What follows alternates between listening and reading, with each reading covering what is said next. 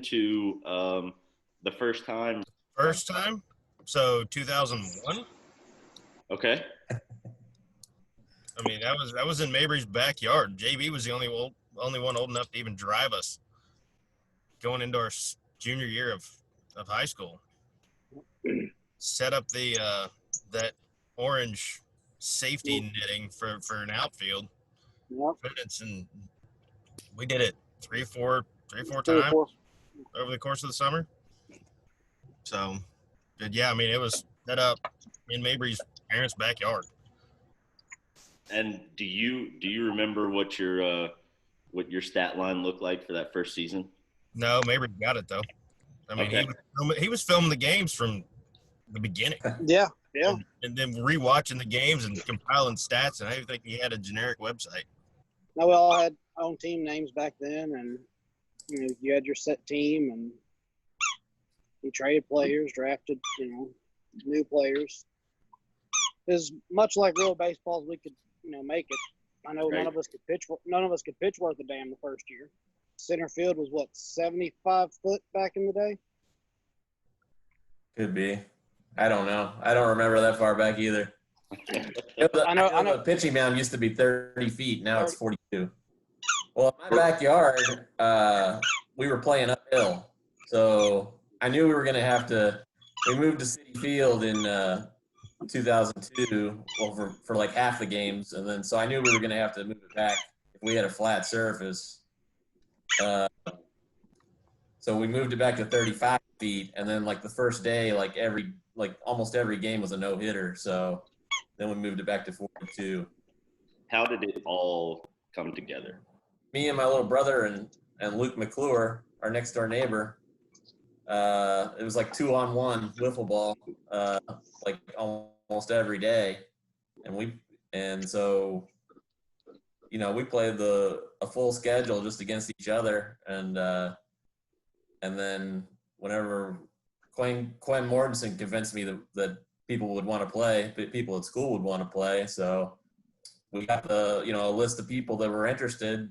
I went gung ho for it. I planned it out for the whole summer. I think we met at least 4 times. The next couple of years after that, we met 5 or 6 times.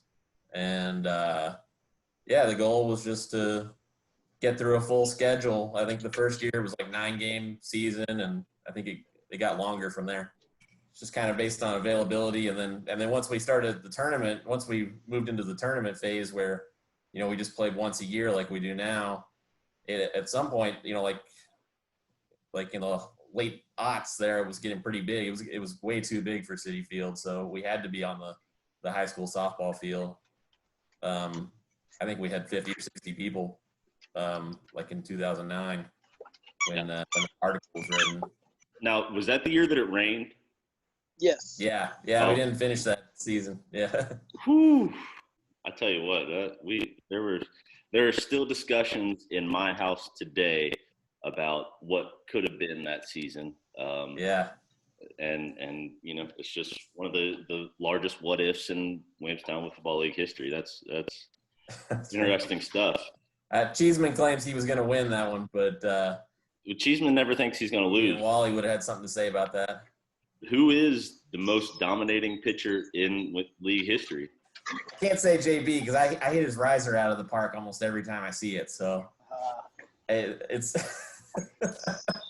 early career, now the golden years, if you will.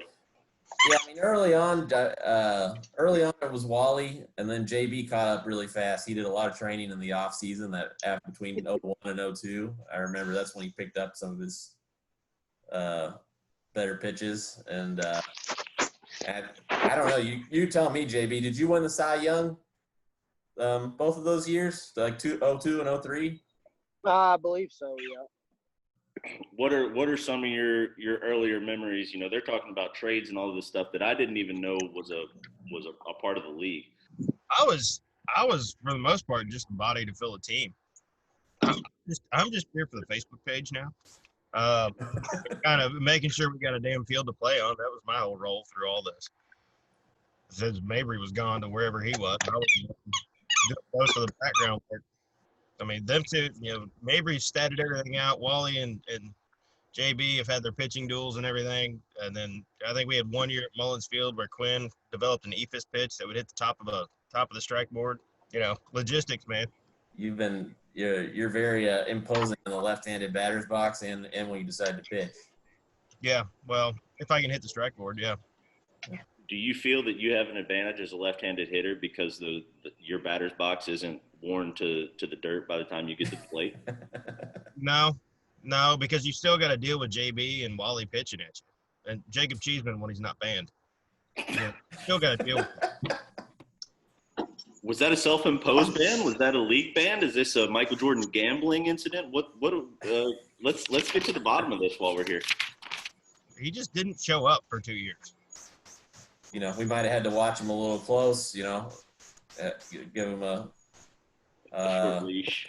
Well, as far as I understand, that is his intention. So that'll definitely add something to that to the Cy Young debate. Can we look to see awards, statistics, any of that stuff make its return and really solidify the validity of this league? I think so. Yeah. I got a few things in the works to kind of up our game a little bit as far as our media is concerned. So.